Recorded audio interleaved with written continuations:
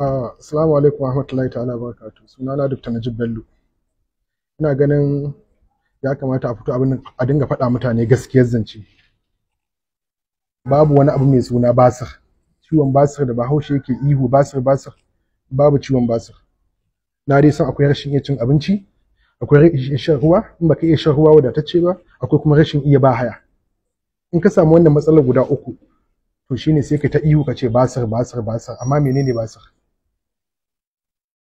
Rashin iya wannan abubuwan guda uku sai haddasa maka abin da muke cewa zafin ciki, zafin kirji, tashin zuciya, murɗawar ciki, kumburin ciki,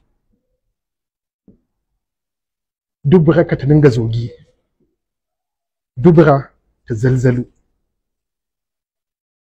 Me yasa aka ce mutum bai iya cin abinci ba? Rashin iya cin abinci, ya ake so a ci abinci? A rana cikin awa 24 ana so haka kayan ganye ciko hannunka guda biyu. Tuwo, shinkafa, taliya, makaroni haka hannunka guda ɗaya. In yatsanka wannan babba, kifi, kwai, nama shine irin protein ɗin da ake so ka ci a cikin awa 24. Idan ka juya wannan formula ya koma nama ne haka, kayan ganye haka, ko kwata-kwata baka cin kayan ganye, to shine waɗannan abubuwan da na lissafta guda shida zai same ka. Idan ciki ya samu tsami da yaji da maiƙo ya masa yawa, to shine sai mutum ya haddasa ma kanshi rauni da zogi a cikin hanji da tubura da tumbinsa, sai a ce yana jin zafi zogi. A ƙarshe kaɗan saboda yawan acid ɗin da ya sha sai ya haddasa masa ciwon ulcer, sai hanji ya kumbura. Wannan kumburin da hanji yake sai mutum ya je ban ɗaki ya kasa ba haya.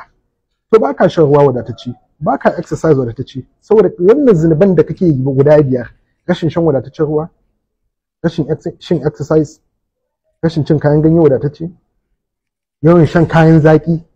Sai na biyar, babban zunubin shine sai ka je ban ɗaki kuma ka kama nishi kana nishi.